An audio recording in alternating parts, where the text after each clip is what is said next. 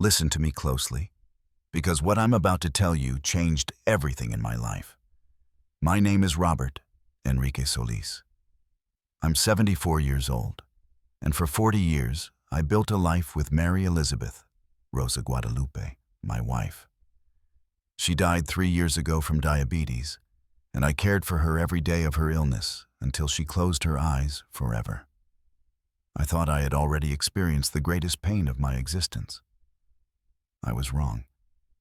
There are betrayals that hurt more than death itself, and they come from the people you least expect. On March 23rd of this year, I returned from New York Presbyterian Hospital, Hospital Regional de Leon, after 18 days. A heart operation, aortic valve stenosis, the doctors told me. The cab driver helped me take down my suitcase, and I stood in front of my house in the Queens Village, Colonia San Miguel neighborhood. This house that I built with my own hands in 1985. Brick by brick, beam by beam, I opened the front door, and silence greeted me as always. Ethan, Ernesto, and Daniela, my son and daughter-in-law, weren't there. They had been living with me for 3 years, since they asked to stay, temporarily, while they saved up for their own place. I left my suitcase in the living room and walked straight to where I always went when I returned from any trip, no matter how short, to greet Mary. Her room was at the end of the hall, the one that had been our sewing room when she was alive. After she passed, I converted it into what I called the memory room. That's where I kept everything that had been our life together. Her Singer's sewing machine from '72, the one that sounded like music when she worked late at night making dresses for the ladies in the neighborhood. The 47 porcelain angels she collected over 30 years. Each one with its own story. Each one a gift from me on birthdays, anniversaries, Christmas. Her Sunday dresses hanging in the closet, which still smelled like Chanel No. 5. The photographs from our silver wedding anniversary, of the children when they were small. Of our trips to Cape Cod and the Poconos, Guanajuato, and Puerto Vallarta. I put my hand on the doorknob and took a deep breath. "Hello, my love," I murmured, as I always did. "I'm back." I opened the door, and my world collapsed.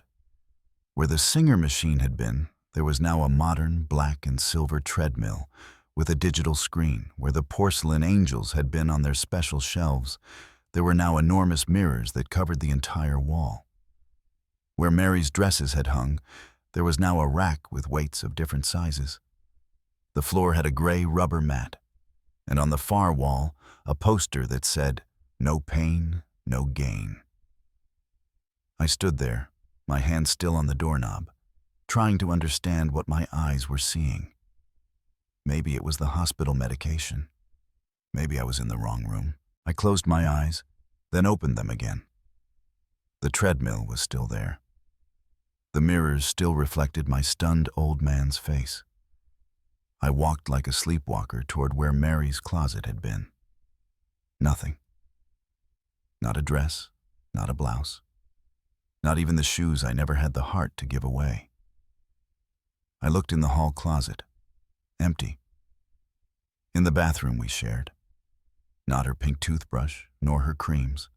Not the bottle of perfume she saved for special occasions. I checked the whole house like a madman.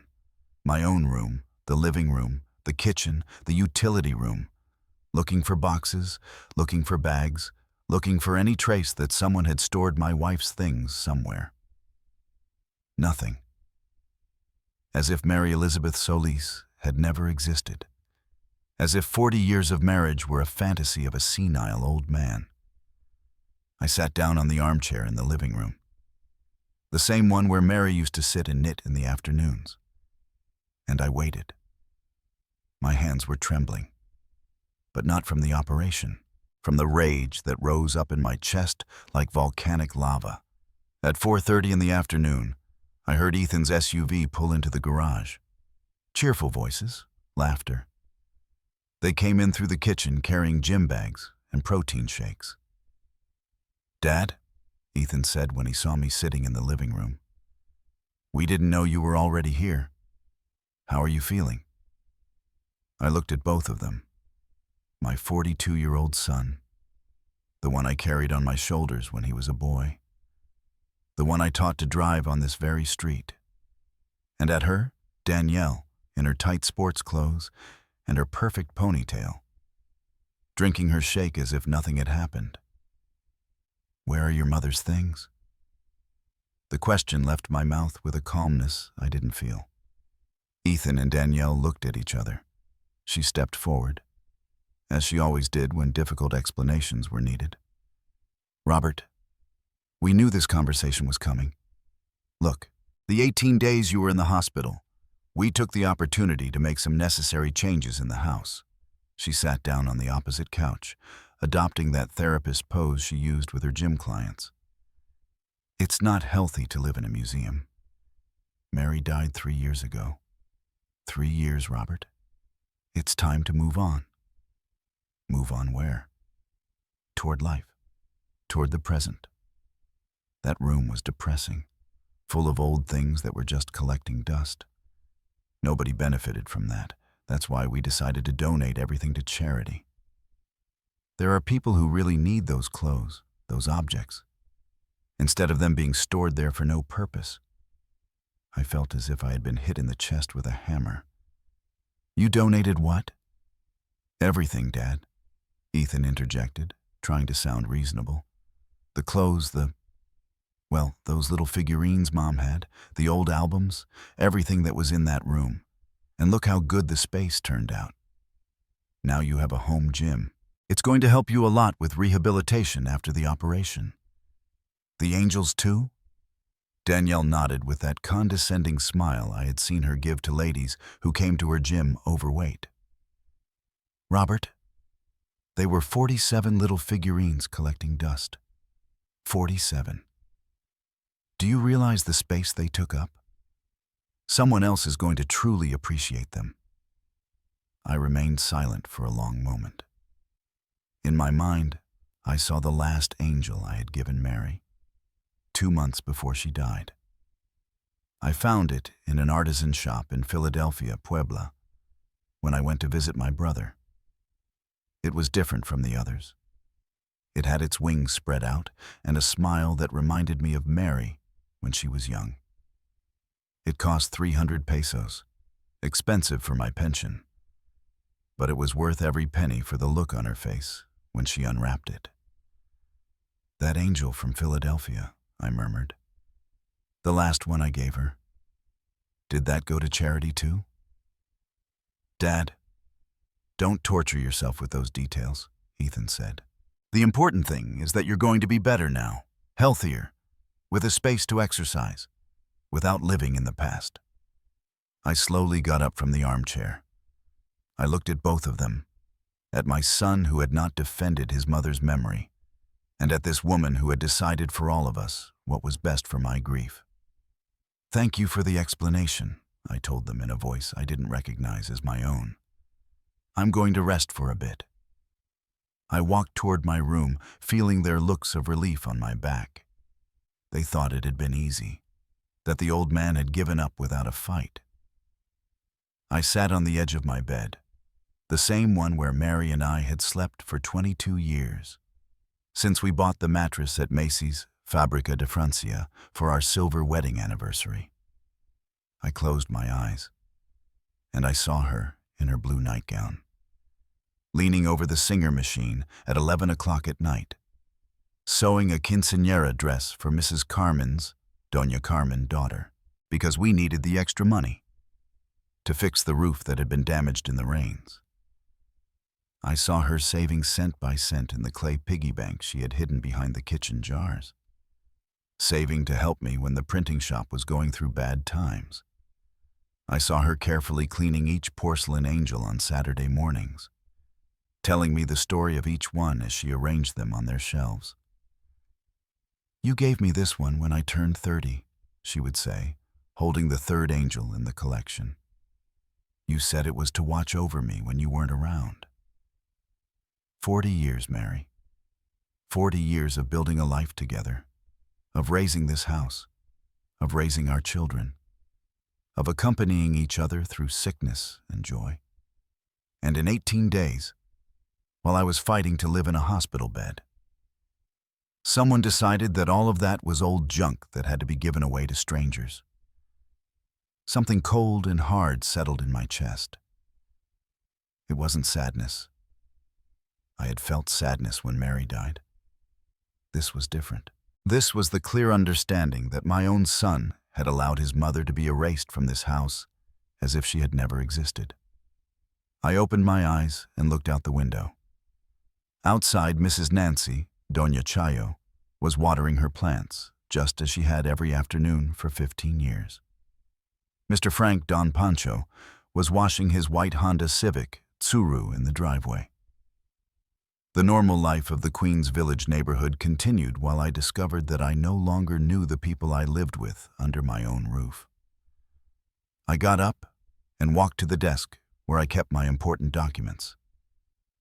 I pulled out the brown folder where I kept the house papers. Deeds, title of property, all in my name since 1985. I had bought it before I married Mary, with my savings from 5 years of working at Mr. Anthony's Don Aurelio printing shop. For the first time in 3 hours, I smiled. But it wasn't a smile of joy. That night, I sat on the edge of the bed until very late, with the house documents spread out over the quilt Mary had knitted in the last months of her life. Each paper confirmed what I already knew. This house was mine. Completely mine. I had bought it in October of 1985, 8 months before marrying Mary, with the savings from 5 years of working double shifts at Mr. Anthony's printing shop. I remembered that day as if it had been yesterday. I was 28 years old, and I had found this lot in the Queens Village neighborhood when it was still mostly wilderness and dirt roads. 500 square meters at a price I could afford if I tightened my belt for 3 more years. Mary was still my girlfriend then, and when I showed her the blueprints I had drawn myself on brown paper, she hugged me, crying. "It's going to be our house, Robert," she told me. "The house where we're going to grow old together." And we kept that promise. I built this house brick by brick on the weekends, with the help of my brother-in-law John, Roberto, and 2 masons who gave me a special price because they knew my father. Mary would arrive on Saturday afternoons with thermoses of fresh iced tea and turkey and Swiss sandwiches, tacos de frijoles, for everyone who was working. She would sit on an overturned bucket in her flowered dress and her dusty Sunday shoes, calculating how much each stage of the construction would cost us. "If we buy the cement this week instead of next, we save $50 because of the end-of-the-month deals," she would tell me while writing numbers in a school notebook. She was always better at accounting than I was. The construction took us 2 years. 2 years of sacrifices, of eating beans and rice all week so we could buy rebar and bricks on Saturday. Mary bought 1 new dress every 6 months, when the other girls her age bought one every month. She took her shoes to the cobbler to change soles and heels until she couldn't anymore. But she never complained. On the contrary, every Sunday after church, she would stop by the lot with me to see the progress. "The kitchen looks bigger now," she would say, touching the newly built walls. "And the sewing room will be here, right? With a big window so the light comes in well."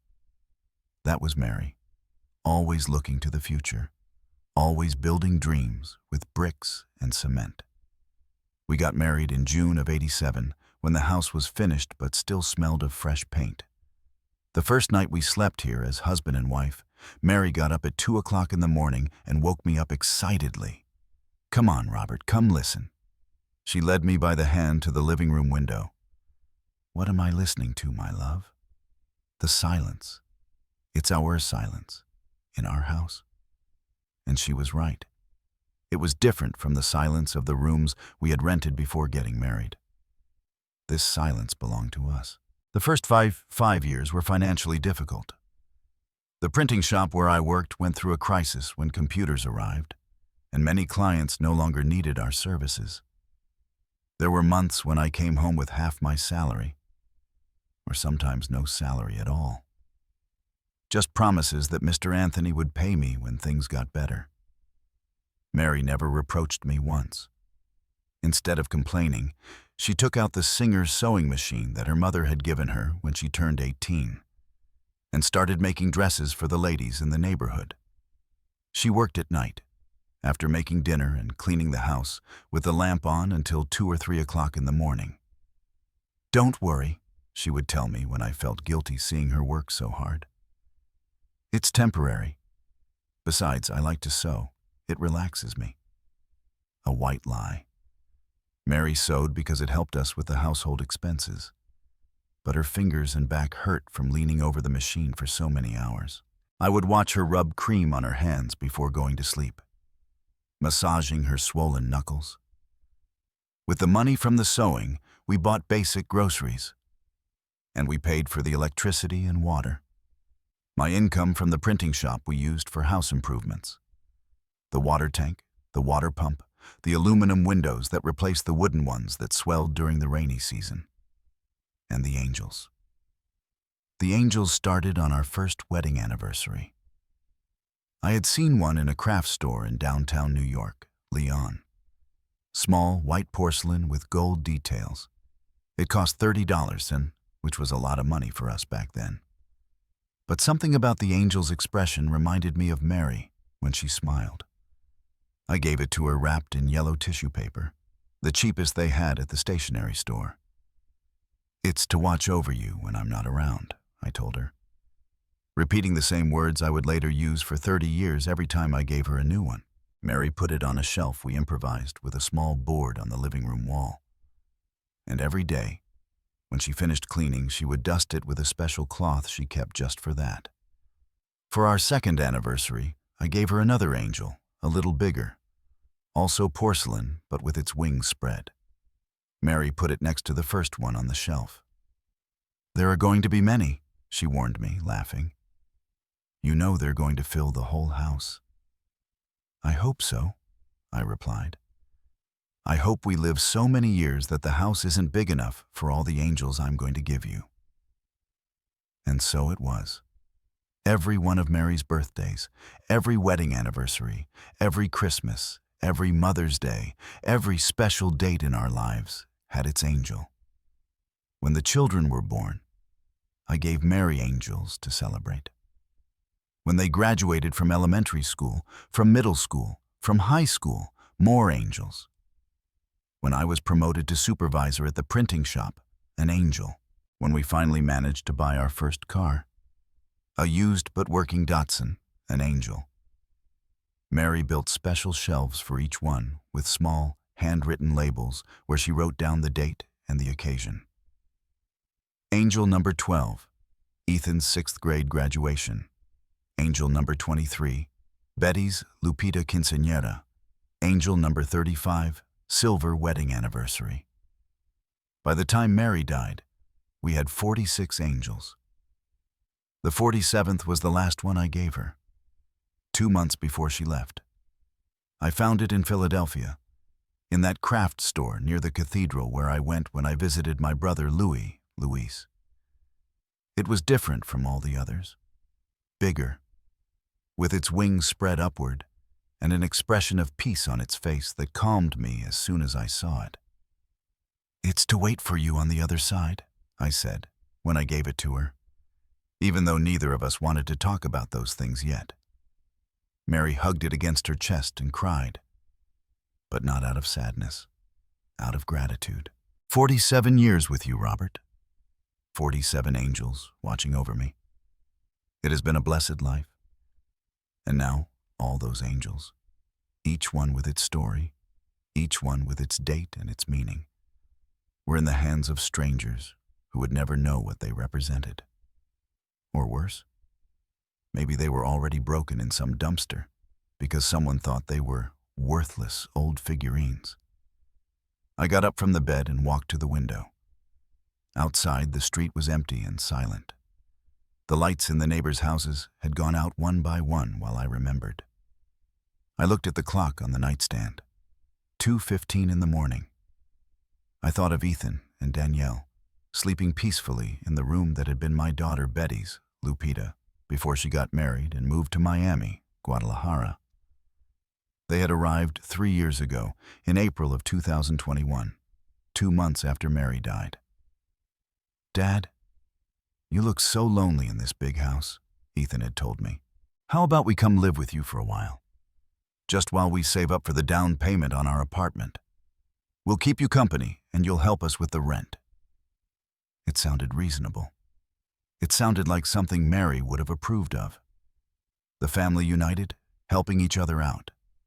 I accepted without thinking much. The first few months were tolerable. Danielle cooked sometimes. She kept their spaces clean. She was cordial with me. Ethan would join me to watch television in the evenings. We would talk about football and his job at the dealership where he sold cars. But little by little, the house stopped being mine. Danielle started bringing clients over for personal training. The living room would fill up with women in lycra, doing exercises with loud music at 7 o'clock in the morning. When I asked them to lower the volume because it woke me up too early, Danielle explained that those hours were the only ones her clients could train before going to work. "It's only an hour, Robert, and exercise is good for everyone. You should do some too. It would help you with the depression." Depression? I wasn't depressed. I was grieving. There's a difference, although apparently no one understands it. Then came the changes in decoration. Danielle suggested that the house needed to be updated a bit, to look more modern. She started with the living room. She changed the couch cushions for ones with brighter colors. She moved the furniture to create a better flow of energy. She hung new pictures with motivational phrases in English. "Look forward, not back," one of them said. Every change came with an explanation about how healthy it was for me to let go of the past and focus on the present. As if the memories of 40 years of marriage were a disease I had to be cured of. But I endured it. Mary had taught me that patience is a virtue, and that family is worth more than small discomforts. Besides, they were leaving soon. They were just saving up for their own place. 3 years later, they were still here, and they no longer talked about leaving. On the contrary, they talked about our plans to improve the house, as if it were their house too. And now this, the final straw. Mary's room converted into a gym without consulting me, without notifying me, without the slightest respect for what that space meant to me. I sat back down on the bed and grabbed my phone book. That old black leather notebook where I had written down all the important numbers in my life. I slowly flipped through it until I found what I was looking for. Frank Henderson. Moving and freight. Frankie, we all called him. A serious, hard-working man who had a 3-ton truck, and 2 young guys who helped him with the heavy jobs. I had met him when I moved into this house in '87. And since then, I had hired his services several times.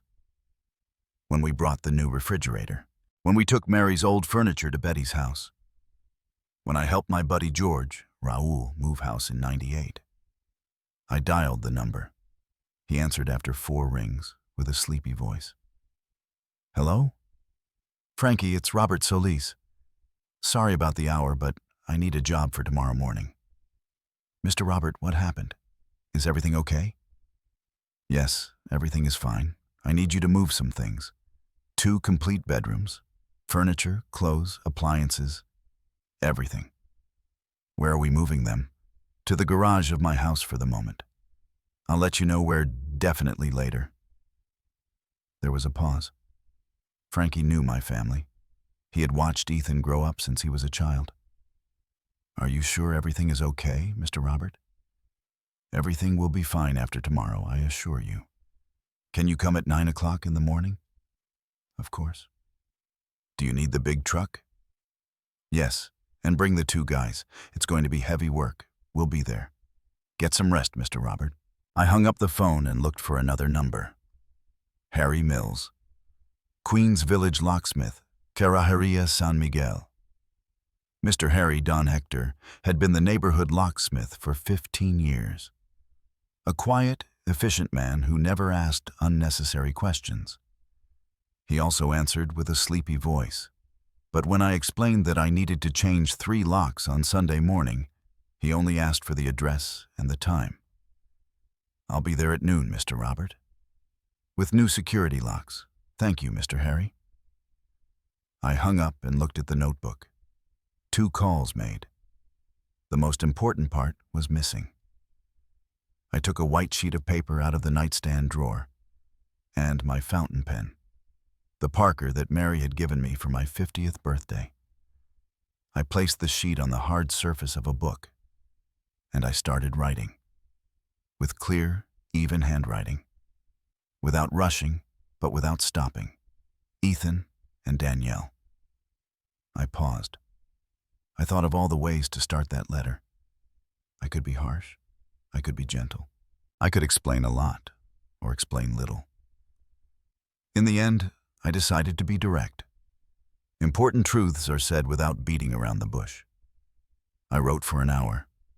Every word weighed, every sentence thought out. No insults, no shouting in ink. Just facts and consequences. When I finished, I folded the letter into 3 equal parts and put it in a white envelope. On the front, I wrote their names in the same careful handwriting. On the back, my name and the date. It was already 3:30 in the morning. Outside, the first roosters in the neighborhood were starting to crow. In 5 hours, the most important day of my 74 years of life would begin.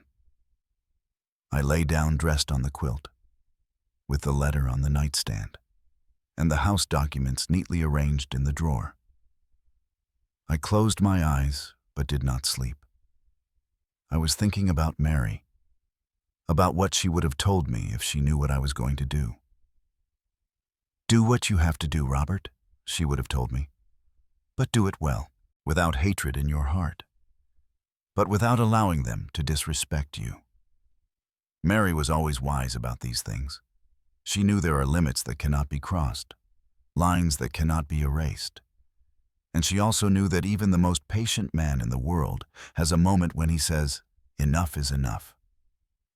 That moment had arrived for me. I woke up at 7 o'clock in the morning without having really slept.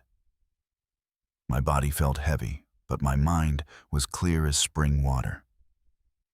I got up. I carefully took a shower. I put on my clean white shirt and my dress pants, as if it were Sunday for church. Although this time, I was going to officiate a different ritual.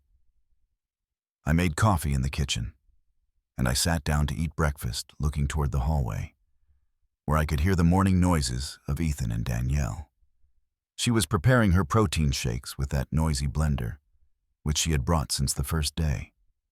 He was showering, singing country songs, Vicente Fernandez, as he did every Sunday before going to the gym.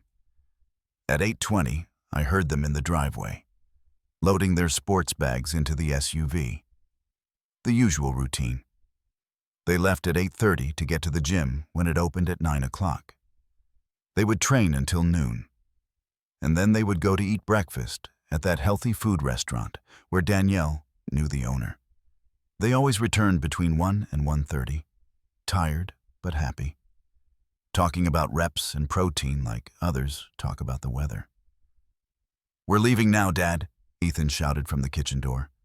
"We'll be back around 1 o'clock. Do you need anything from the store?" "No, son. Drive safely." I heard the engine of the SUV driving away down the street. I looked at the kitchen clock. 8:35. Perfect. I got up. I washed my coffee cup, and I walked toward the living room window. Exactly 15 minutes later, as we had arranged, I saw Frankie's blue truck arrive with his 2 helpers. He parked in front of the house, and Frankie got out of the driver's side. A strong, dark-haired man around 50, with work overalls and a Yankees cap, Pumas. I opened the door before he could knock. "Good morning, Mr. Robert.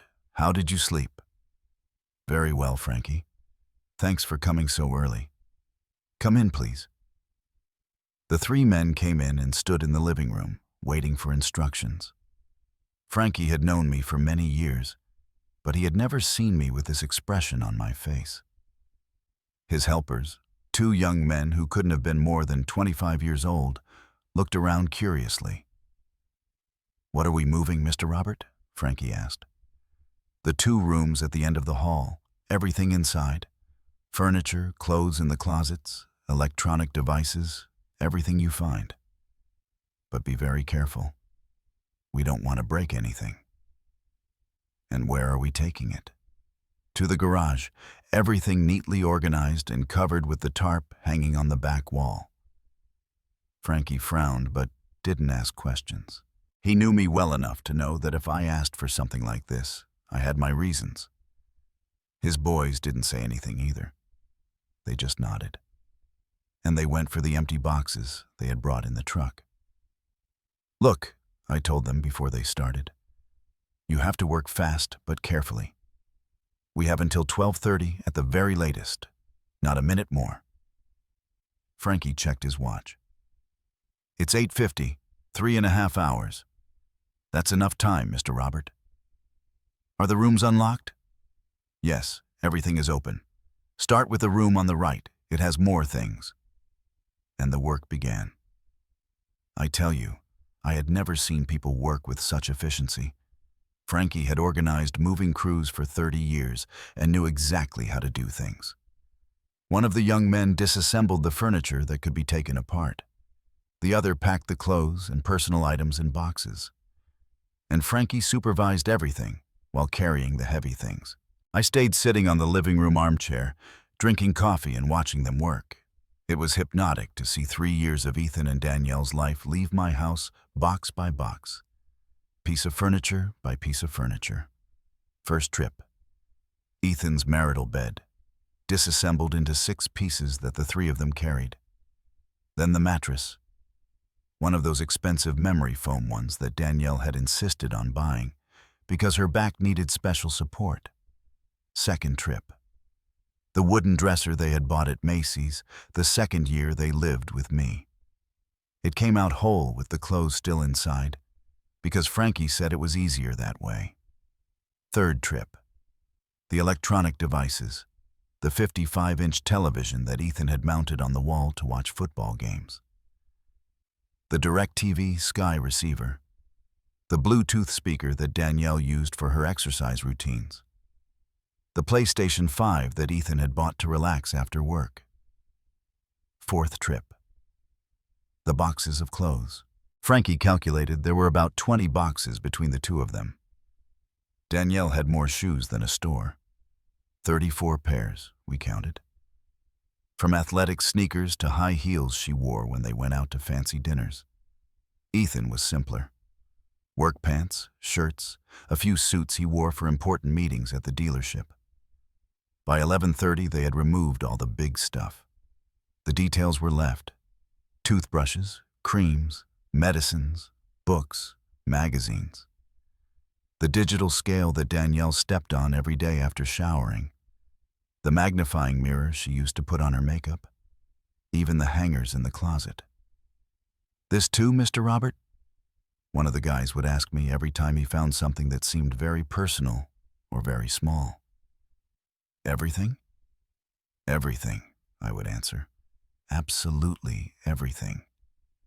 At 12:15 they had finished the 2 bedrooms. The rooms were completely empty. Only the marks on the walls where the pictures had hung and the holes from the screws where they had mounted the television. "Anything else, Mr. Robert?" Frankie asked, wiping the sweat from his brow with a handkerchief. "The bathroom they shared. Check if there are things in there." They found 4 more boxes of bathroom items. Expensive shampoos, conditioners, face creams, makeup, perfumes, electric razors, hair dryer. Danielle spent more on beauty products in a month than I did on food. At 12:30, they were finished. The garage looked like a department store warehouse, with everything perfectly organized and covered with the blue tarp I used to protect my Honda Civic, Mitsuru, when I didn't use it for long periods. "How much do I owe you, Frankie?" $1,500, Mr. Robert, for being Sunday and urgent work. I paid him without haggling. It was worth every dollar. The three of them left in their truck after helping me close the garage securely, not before wishing me luck with an expression that said they knew something important was happening, but respected my privacy. At 12:50, Mr. Harry arrived with his toolbox and 3 new locks. A thin, quiet man, about 60 years old, who always worked with clockmaker's precision. "All 3 locks, Mr. Robert? The main one, the garage, and the back door?" "Exactly. Security locks, the kind that can't be picked." Mr. Harry nodded and started working. I stayed watching him, fascinated by the delicacy with which he handled his tools. First, he removed the old lock from the main door. Then, he installed the new one. He tested several times to make sure it worked perfectly. He handed me 3 keys and continued with the garage. "They're German locks," he explained to me while working on the second one. "Some of the best on the market. Impossible to force open without making a lot of noise. Exactly what I needed." He finished his work at 12:55. I paid him $800, and he also left with that professional discretion that characterizes people who have seen many things in life and know when not to ask questions. I was left alone in the house. I walked through the empty rooms, feeling the echo of my steps on the tile floors. It was strange to see those spaces without the personality that Ethan and Danielle had imposed on them for 3 years. They looked like hospital rooms, white, aseptic, without history. At 1:20, I took out the envelope with the letter I had written the night before. I taped it to the front door, at the perfect height so it would be the first thing they saw when they arrived. Then I poured myself a glass of fresh water and sat in my living room armchair to wait. At exactly 1:32, I heard the engine of Ethan's SUV approaching down the street. It parked in the driveway as always, and after a couple of minutes, I heard their voices approaching the front door. They were talking about something that had happened at the gym, laughing. "What is this?" I heard Danielle's surprised voice. Silence. The sound of paper being peeled off the door. More silence. The rustle of the envelope being opened. Long silence. "No way," Ethan murmured. "What does it say?" Danielle asked. "What does the letter say?" I heard Ethan reading in a low voice, loose words that reached where I was sitting. Then the sound of the key in the lock, once, twice, 3 times, struggling. "It won't open," Ethan said, confused. "The key doesn't work." Knocking on the door, first soft, then louder. Dad, open the door." I slowly got up from the armchair and walked to the door, but I didn't open it. I spoke from inside in a clear, calm voice. "Your things are in the garage. You have 48 hours to take them." "Dad, what is this? We live here." "Not anymore." "Robert," Danielle screamed. "You can't do this to us. We're family." "Family respects the memory of the dead. You threw away 40 years of my marriage. You are no longer my family." The knocking on the door got louder. Danielle had lost her usual composure, and she was screaming like a hysterical woman. "They were old things, useless junk. We did it for your own good. You did what you wanted in my house without consulting me. Now I do what I want in my house without consulting you." I opened the door but left the security chain on. I looked at them through the crack. Ethan with a face of not understanding what was happening. Danielle with her eyes red from rage. "This house has been in my name since 1985, I told them in the calmest voice I could. You were guests who became occupants without permission. The documents are in order. The law is on my side. 48 hours. Dad, please, Ethan pleaded. We can talk this over. We can fix it. Are you going to resurrect the porcelain angels? Are you going to bring back your mother's sewing machine? Are you going to return the photos you gave away to strangers? Ethan fell silent. Danielle kept screaming, but I no longer heard her. I was looking at my son, waiting for an answer that never came. 48 hours, I repeated. After that, everything that is left, I will give to charity, just like you did with Mary's memory. I closed the door and put the deadbolt on. The screams and knocking continued for 10 more minutes. Then I heard them walking away, talking loudly, arguing. I sat back down on the living room armchair. The house was silent again, but it was a different silence from the one I had had for 3 years. It was my silence. As Mary had said that first night in June of '87. For the first time in a long time, I felt at peace in my own home. The following 48 hours were like living in a war zone.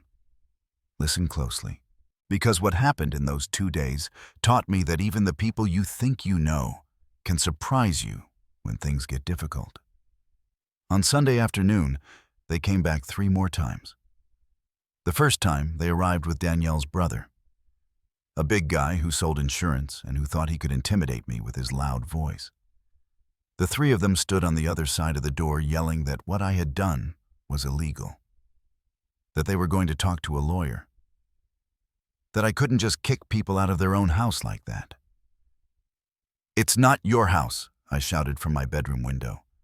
"It was never your house. You have 46 and a half hours. The second time they came around 6 o'clock in the evening, calmer, trying to negotiate. Ethan spoke to me with that soft voice he used when he wanted to convince me of something since he was a child. "Dad, look, we understand you're upset. You're right to be. But think about it. We're family. We can settle this like civilized people. Civilized like when you gave your mother's things to strangers without consulting me? It was a mistake, Dad, a very big mistake. But we can fix it. We can go look for the things. We can..." "Which Goodwill, Leon? San Francisco del Rincon? Irapuato? Did you take them to? Because Danielle told me you donated everything, but she didn't tell me where." Silence on the other side of the door. "And do you know what day of the week you took them? Because if it was Friday or Saturday, they've already sold them. Sunday, they close. Monday, new merchandise arrives, and they take out the old to make space." More silence. Then I heard Danielle talking to Ethan in a low voice, but loud enough for me to hear. "You see, he's crazy. You can't reason with him." 45 hours, I told them from inside, and counting. The third time they arrived around 10 o'clock at night with a municipal police car. 2 young officers who looked uncomfortable with the situation. One of them knocked politely on the door. "Good evening. We are from the municipal police. We received a complaint of illegal eviction." I opened the door with the chain on, as I had done in the afternoon. "Good evening, officers. Robert Solis, owner of this house. Here are the deeds." I passed the documents to them through the crack. "This house has been in my name since 1985. These people were guests who stayed longer than agreed. I gave them written notice that they must vacate in 48 hours, as the law states." The officer checked the papers with a small flashlight. "Do you have a lease agreement?" he asked Ethan. "No, but we're family. He's my dad." "That doesn't give you legal rights over the property," the officer explained with professional patience. "If there is no rental contract and the owner is giving you 48 hours notice, he is acting within the law." "But we've lived here for 3 years, Danielle protested. "As guests," I clarified from inside. and guests who don't respect the house can be uninvited when the owner decides. The police officers explained that they couldn't do anything, that it was a civil matter between family members, that they should seek legal advice if they wanted to. But for the moment, I was within my rights. They left after returning my documents and advising Ethan and Danielle to find somewhere to spend the night. "Where are we going to go?" I heard Danielle yell at Ethan as they walked toward their SUV. "This is all your fault. You said your dad would never do something like this." That night, I slept better than I had in months. Maybe it was the heart medication. Or maybe it was the relief of knowing that I had finally done what I had to do. Be that as it may. I woke up early on Monday feeling calmer. Around 8 o'clock in the morning, a large moving truck arrived, one of those used by professional companies. From my room window, I saw Ethan with 2 other men I didn't know, and Danielle with her brother again. Some neighbors who had heard the gossip also arrived and wanted to see what was happening. Mrs. Nancy, who lives across the street, approached my window. "Mr. Robert, are you okay? We saw a lot of activity yesterday." "I'm very well, Mrs. Nancy. Just doing some cleaning around the house." I got dressed and went out to the backyard, where I have the garage remote control. From there, I could see everything without having to face them directly. At 8:30, I opened the garage door with the remote. "Your things are right there," I shouted from the patio. Everything neatly organized under the blue tarp. The movers started working immediately. They were professionals. It was obvious they knew what they were doing. Ethan and Danielle supervised, checking that nothing was missing, arguing in a low voice every time they found something. Mrs. Nancy and Mr. Frank, my next-door neighbor, stayed there watching the whole operation. Other neighbors also came out of their houses. It was like a Sunday show, but on Monday morning. "And where are you taking all that?" I heard Mrs. Nancy ask Danielle. "To our new apartment," she replied with that fake smile she put on when she wanted to look good to people. But I noticed she was very nervous.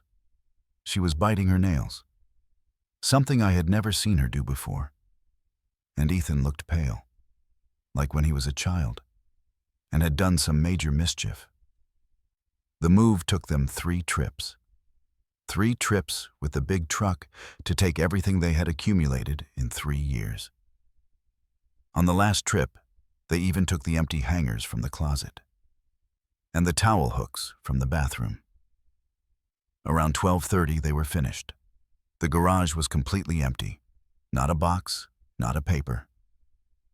Ethan approached the patio fence where I was standing.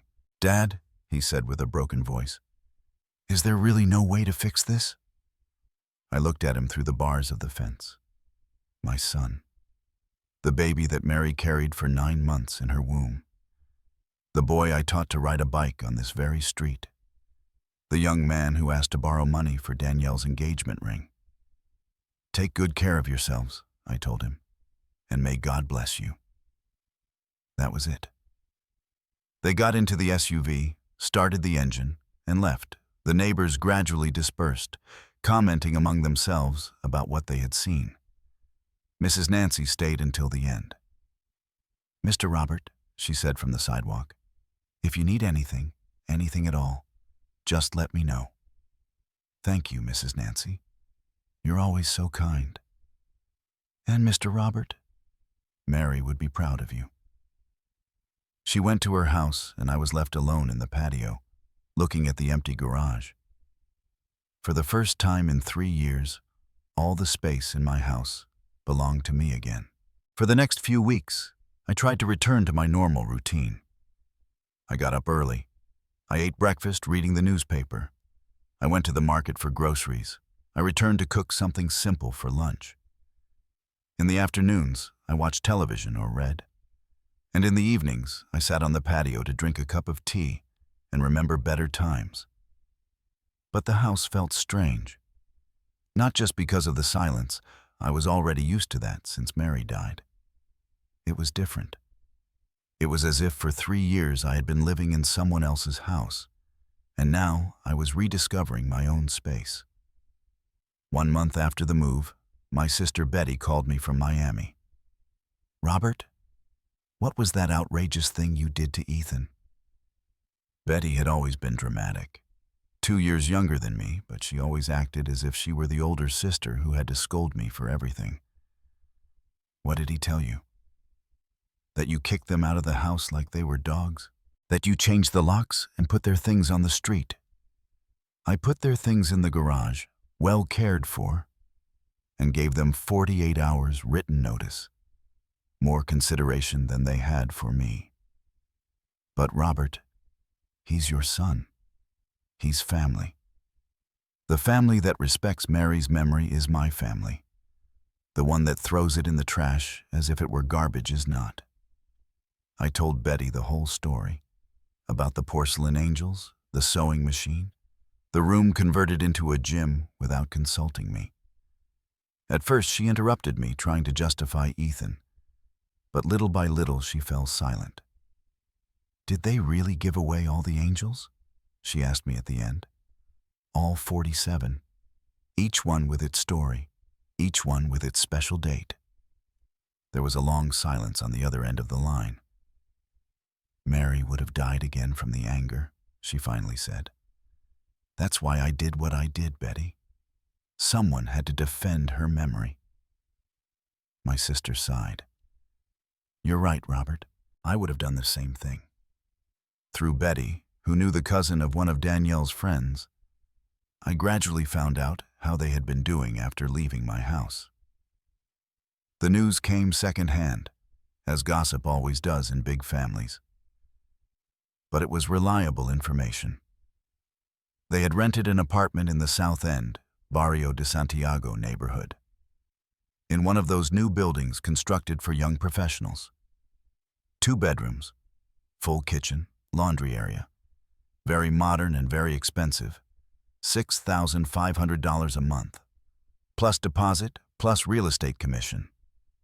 For the deposit, Danielle had had to sell almost all her exercise equipment, the treadmill, the weights, the apparatus she had for her personal training. She only kept the basics to continue teaching classes. Ethan had taken out a loan at the dealership where he worked. $5,000 deducted directly from his salary for 8 months. His co-workers had found out about the situation, and that embarrassed him greatly. A 42-year-old man asking for a loan because his father had kicked him out of the house. But the hardest thing for them, I was told, was that they had realized how much money they had been saving by living with me.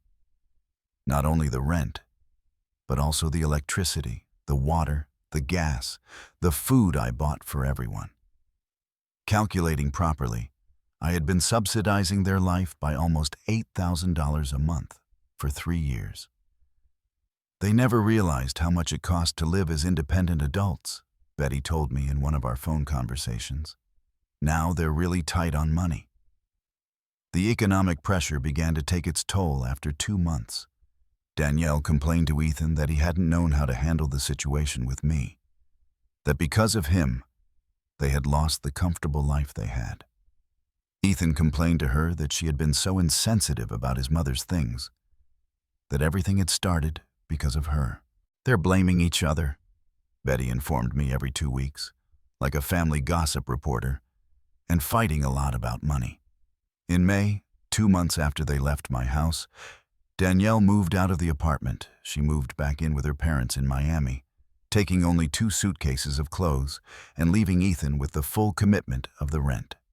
"She says she needs time to think," Betty told me, "but I think she just got tired of struggling with the expenses."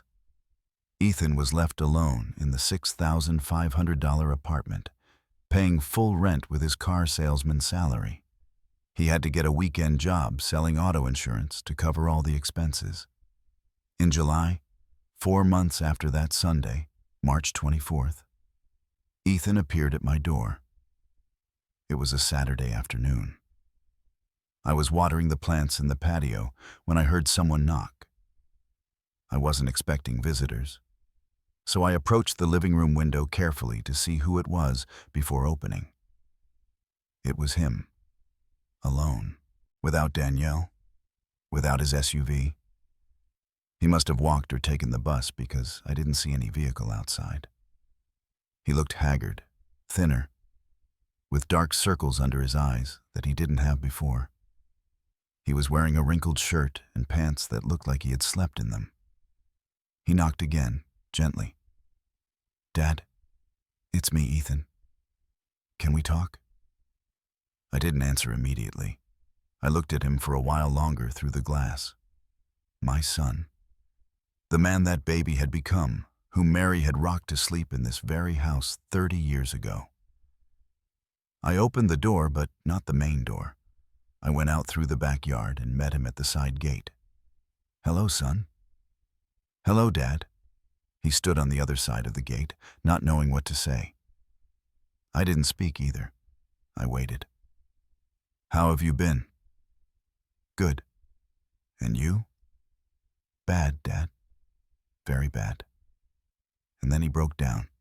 He started crying like when he was a child and fell off his bicycle. Heavy tears, sobs that came out of his chest as if something was caught in his throat. "I'm sorry, Dad. I'm so sorry. It was my fault. Everything was my fault." I let him cry. Sometimes you have to let people get everything out before you can talk seriously. "Danielle manipulated me," he continued when he could speak again. "She told me you were too dramatic about Mom's things, that it was bad for you to live in the past, that you needed help to move on. And what did you think?" I didn't know what to think. It was easier to agree with her than to fight. It was always easier not to contradict her. I opened the patio gate and invited him in, but not into the house. We sat on the plastic chairs I have under the shade of the peach tree, which I planted when Mary and I celebrated 10 years of marriage. "Do you want something to drink?" "No, Dad. I just want to talk to you." I nodded and waited. "It's all over, Dad. Danielle left. She went back to her parents in Miami. She says our relationship isn't working, that we're too different, that she needs space." "And how do you feel about that?" "Empty. I lost Danielle. I lost the comfortable life I had with you. I lost you, Dad. And all because I was a coward, for not having the courage to defend my mother when I should have." There it was, the question I had been waiting for since March. "Why didn't you defend her, Ethan?" He remained silent for a long time. He looked at the ground, at the plants, at anywhere but my eyes. "I don't know," he finally murmured. "Yes, you do know. Think about it. Why was it easier to let Danielle decide? Because I didn't want problems. Because I thought Mom's things really were just unimportant old things." "Unimportant?" "No, Dad. They were important. They had all the importance in the world. But I convinced myself they weren't, because it was easier to live that way." I looked at him sitting in that white plastic chair, hunched over like an old man, even though he was only 42 years old. My son. The child I had promised to protect when I baptized him in the St. Michael parish. The young man who had sworn to me that he would always take care of his mother when she got sick with diabetes. "Ethan, there are things in life that can be forgiven with words and tears. And there are things that need time, a lot of time, and actions that show the person has really changed. Whatever you need, Dad, the time you need, I'll wait for you. It's not about waiting for me, son. It's about you finding yourself. The Ethan who let his mother's memory be erased is not the Ethan I raised. He is not Mary's son." He started crying again, but this time softer, like January rain. "Do you think you can ever forgive me?" "I already forgave you, Ethan. I forgave you the same day I changed the locks. But forgiveness doesn't mean things go back to how they were before. There are fractures that heal, but they leave a scar. So we can never be father and son again? I got up from the chair and walked to the peach tree. I touched the rough bark of the trunk, thinking about all the times Mary and I had sat under its shade, planning our children's future. Family is not just blood, Ethan. Family is the respect for what is sacred to those we love. Your mother was sacred to me. Her memory was sacred. And you allowed someone to treat it like trash. Danielle didn't understand. It's not about Danielle understanding. It's about you having to make her understand. Or protect me from her if you couldn't make her understand. I returned to my chair. My son looked at me with the eyes of a lost boy. I need time to live in peace with your mother's memory. Time without people who despise her or think that remembering her is a disease. When that time passes, we'll see what you and I are. How much time? I don't know. Maybe a year, maybe 5, maybe never. It depends on many things. Ethan nodded and wiped his face with the sleeve of his shirt. Can I come see you once in a while? Not to come into the house, just to talk here in the patio. Better not, son. For now, better not. He got up from the chair slowly, as if his bones weighed him down. He walked toward the side gate and stopped before leaving. Dad, can you tell me something about my mom? Something nice. To take with me. I thought for a moment. Your mother always said that true love is shown by defending those who can no longer defend themselves. That's why she took such good care of your grandparents when they got sick. That's why she took such good care of me when I had my heart attack 10 years ago. And that's why I'm taking care of her now that she's gone. Ethan nodded. He left the patio and walked down the sidewalk toward the main avenue. I watched him walk away until he disappeared around the corner. A 42-year-old man who had lost a wife, a father, and a mother in 4 months. Not because of bad luck, but because he hadn't had the character to do the right thing when it was necessary. I stayed sitting under the peach tree until night fell. I didn't feel anger toward Ethan, nor satisfaction at his suffering. What I felt was a deep sadness, like when someone dear to you dies. Because in a way, the son I had raised had indeed died. And this man crying in my patio was a stranger who had his face but not his soul. That night, before going to bed, I went into the room that had been a gym and was now empty again. I sat on the cold tile floor and talked to Mary as I did every night. They're gone, my love. It's just you and me again, as it should be. 1 month after Ethan left my patio that afternoon in July, I made a decision I had been putting off since March. It was time to rebuild Mary's room. I couldn't return it to how it was before. I knew that. The original angels, the singer machine she had used for 30 years. The dresses that smelled like Chanel No. 5. All of that was lost forever. But I could create something new. A place where I could sit with her without my chest hurting, without my throat closing up with anger. It was a Saturday in August when I drove my Honda Civic to downtown Boston, Guanajuato capital. I had read in the newspaper about an antique shop on North Street, Calpocitos, near the Boston Common, Jardín de la Unión, that specialized in antique sewing machines. The owner was named Mr. Anthony Wells, Don Aurelio Vasquez, an older man who had been repairing and selling machines for 40 years. The shop was in a small, dark space, full of machines from all eras arranged on wooden tables. Singer, Brother, Hanome, brands I didn't know. Mr. Anthony was a thin man in his 70s, with thick glasses and hands stained with machine grease. I'm looking for a singer from 72, I told him after introducing myself.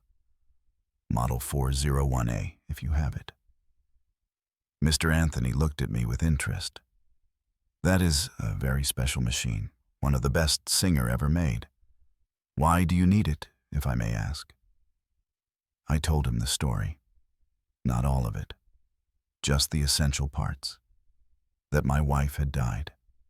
That her machine had been lost. That I wanted to find an identical one to honor her memory. Mr. Anthony listened to me with the patience of someone who has heard many similar stories in his life. I have one, he told me when I finished speaking. It arrived 2 months ago. A lady from Salem, Salamanca, brought it to me when her mother-in-law died. It's in perfect condition, even the original motor. He led me to the back of the shop, where he kept the most valuable machines. There it was. A Singer 401A from '72, identical to Mary's. The same aqua green color, the same elegant shape. Even the gold decals were intact. $8,500, Mr. Anthony told me. It's expensive, but it's worth every dollar. These machines last forever if they're well cared for. It was a lot of money for my pension, but I had savings that I had been keeping for emergencies. And this was an emergency of the heart. I'll take it. Mr. Anthony helped me load it into the trunk of the Honda Civic. It weighed almost 20 kilos. But between the two of us, we got it well wrapped in blankets, so it wouldn't be damaged on the way. Your wife is going to be very happy, he told me when we said goodbye. I hope so, Mr. Anthony. I hope so. The drive back to New York felt endless. Every time I braked or accelerated, I worried about the machine in the trunk. When I arrived home, I carried it by myself to the room that had been a gym and was now completely empty. I placed it exactly where Mary's original machine had been, next to the window overlooking the backyard.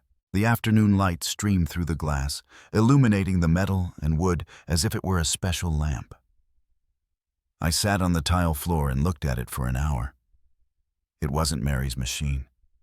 It would never be Mary's machine. But it was a machine like Mary's. From the same year, the same model, with the same capacity to create beautiful things in the right hands. It's a start, I murmured. It's a start, my love.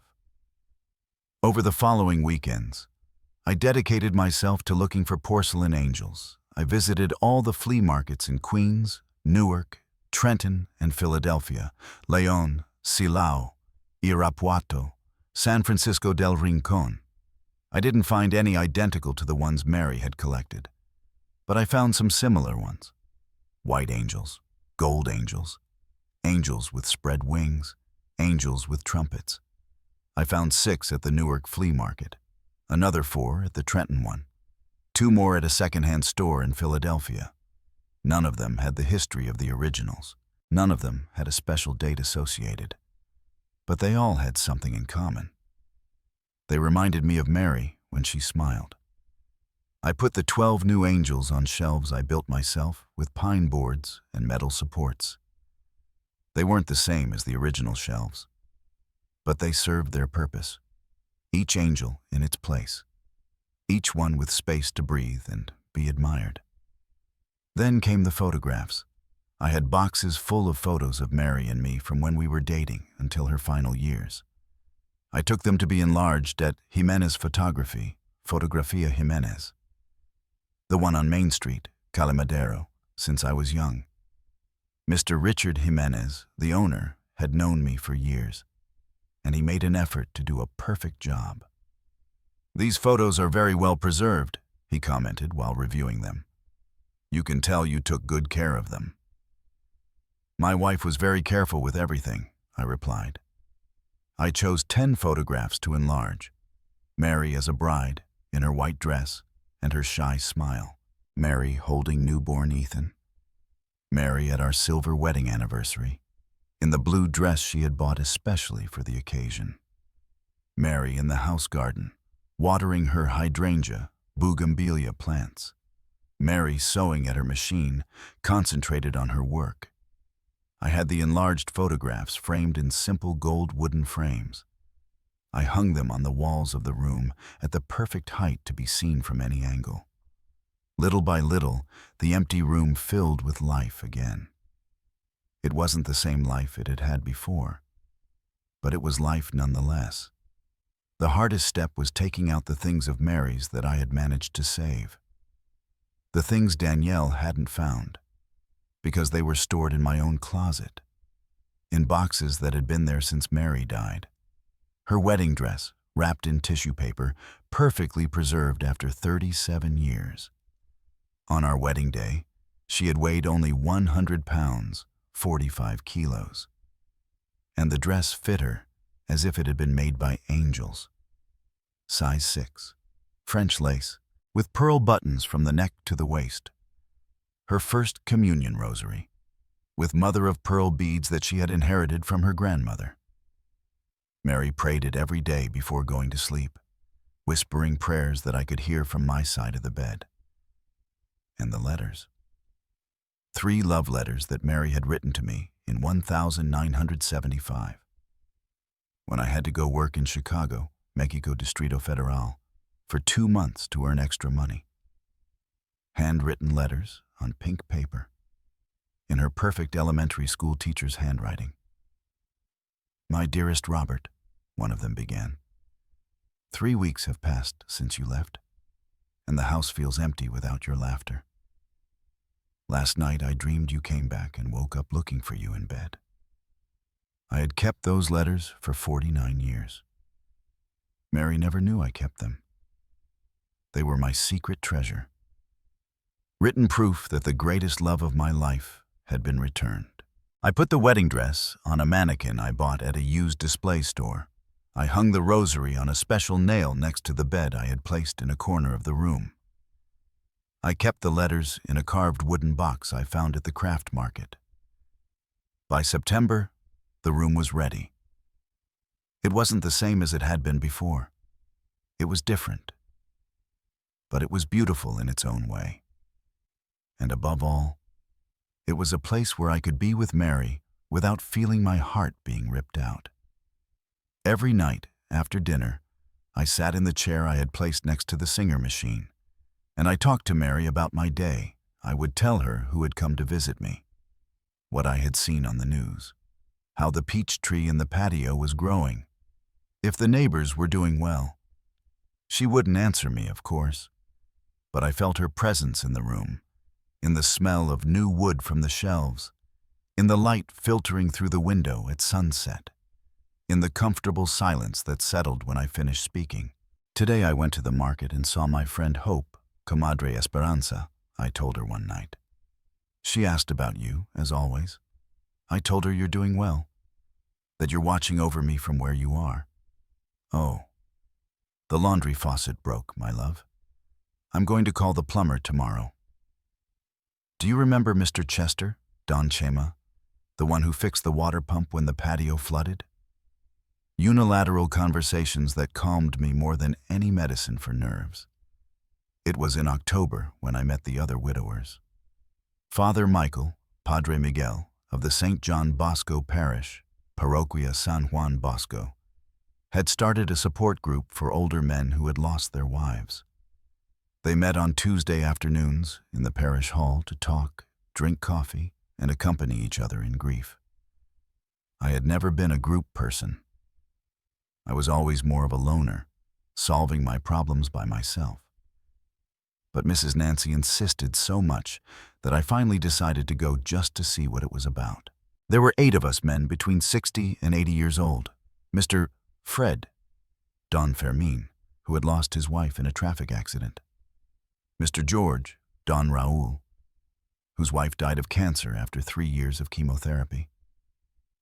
Mr. Sebastian, Don Sebastian, widowed for 5 years, who lived alone in a house in the Oakland, Obregon neighborhood.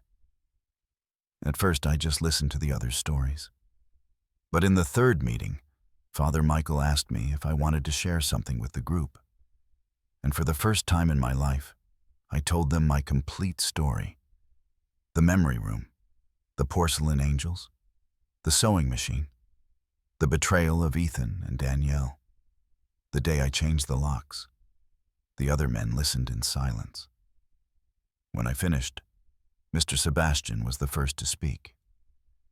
"Something similar happened to me," he said with a broken voice. "My daughter married a very modern architect. When Hope Esperanza died, he convinced my daughter that the house needed to be renovated to be less depressing. They threw out all the family photos, gave away the clothes, replaced the furniture with more contemporary pieces. "And what did you do?" I asked him. "Nothing. I let them. I thought they knew better than I did what was good for me. Now I live in a house I don't recognize, full of things I don't like, without any trace of the 42 years I lived with my wife." Mr. George nodded sadly. "My son-in-law convinced me to burn the letters Estella wrote to me when we were dating. He said it wasn't healthy to keep things from the past. I regret listening to him every day." The stories repeated themselves with minor variations. Sons and daughters-in-law, sons-in-law and daughters who decided for the elderly what was best for their grieving process. Families who erased the deceased as if they had never existed, all under the excuse of helping the widowers move forward. "What you need," I told them that afternoon, "is a place where you can keep your wives' things without anyone touching them. A legally protected place, where your memories are safe from people who think remembering is a disease." Mr. Fred looked at me with interest. "What would that be like?" "A kind of bank, but for memory. A place where you can deposit the most important things, with contracts that prevent anyone else from touching them, like safe deposit boxes at banks, but for memories." The idea had been going around in my head for weeks. I had seen how older people were vulnerable to the whims of adult children who thought they knew better than their parents what was good for them. I had seen how decades of family history were lost because someone decided it was time to modernize. "And where would that place be?" Mr. Sebastian asked. "I don't know. We would have to get a space, register it legally, establish the rules. But it can be done. Anything can be done if there is the will." Father Michael, who had been listening without speaking, leaned forward. "Robert, that is a very interesting idea. Have you thought about talking to a lawyer? Or with the city government?" "Not yet, Father. But it could be this group's project. Instead of just talking about our sorrows, we could do something to protect other widowers from going through the same thing." That afternoon, we left the parish hall with a mission. We were going to investigate how to create the House of Memory, Casa de la Memoria. Mr. George knew a lawyer specialized in civil associations. Mr. Fred had contacts at the New York City Council, Ayuntamiento de León. Mr. Sebastian had worked for 30 years in a bank and understood contracts and legal documents. I had the idea and the desire to carry it out. For the next 6 weeks, we met twice a week instead of once. First to plan, then to execute. The lawyer explained that we needed to be constituted as a civil, non-profit association. The city council offered us a small space on Elm Street, Cala Hermanos Aldama, near downtown, at a preferential price for social benefit organizations. The space had 3 rooms, a bathroom, and a small office. Perfect for our plans. 1 room for small objects and documents, another for clothing and textiles, the third for furniture and large objects. In October of 2024, 6 months after I changed the locks on my house, we officially opened the House of Memory. I volunteered 3 days a week, Monday, Wednesday, and Friday from 2 to 6 o'clock in the afternoon. The other members of the group covered the other days. Our job was to receive the belongings of deceased people that their families wanted to preserve, meticulously catalog them, and store them in perfect conditions. Every object that arrived came with its story written by the person who delivered it, the date of acquisition, the special occasion associated, the sentimental meaning, the precise instructions on how it should be cared for, Maria Helen Gutierrez's wedding dress. Married June 15th, 1962, at the Sagrario Parish. Delivered by her husband, Alfred Martin, October 12th, 2024. Must be kept in a dry place, checked every 6 months. Do not expose to direct light.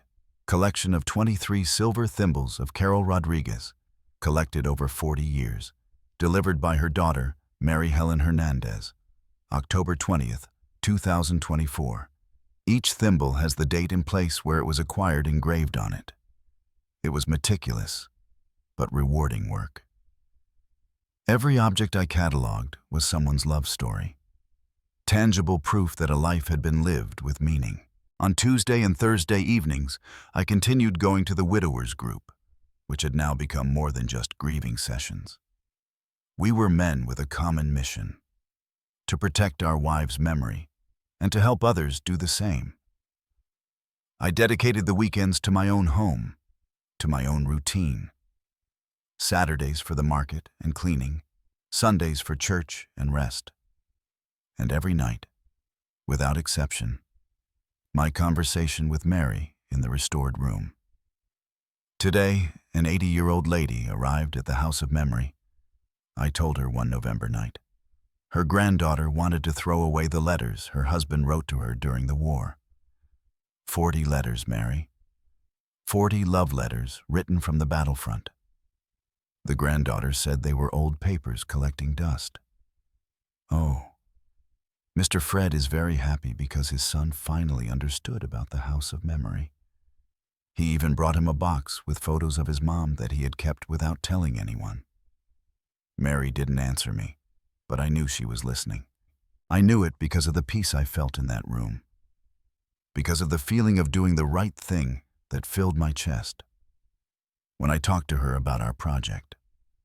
One December night, almost 9 months after I had kicked Ethan and Danielle out of my house, I had a revelation while sitting next to the Singer machine. The memory of those we love is not living in the past. The memory of those we love is protecting the love that built our present. Mary and I had been happy for 40 years. We had built a house, a family, a life full of small joys and great satisfactions. That construction didn't disappear because Mary had died. It was still there, in every brick of this house, in every decision we had made together, in every memory I kept intact. The porcelain angels weren't useless little figurines collecting dust. They were the materialization of 40 years of loving gestures. The sewing machine wasn't an old piece of junk with no function. It was the symbol of the sacrifice Mary had made for our family during the difficult years. Anyone who despises that memory despises that love. And love, even after death, deserves to be fiercely defended. That's why I did what I did with Ethan and Danielle. Not out of revenge, not out of a stubborn old man's whim, out of dignity, out of respect for the woman who had shared her life with me, and who deserved to be remembered with honor. Did I do the right thing, my love? I asked the silent room that night. The answer came to me in the form of a deep peace that filled me from head to toe. A feeling of being exactly where I should be, doing exactly what I should be doing. I had found my place in the world after Mary. It wasn't the same place I had had during our marriage, but it was a good place. A place where her memory lived protected, and where I could help others protect theirs. Every night, after our conversations, I would turn off the light in the room and go to sleep peacefully. In my house, in my bed, with my memories safe and my conscience at peace. That was enough. More than enough. It was a blessing.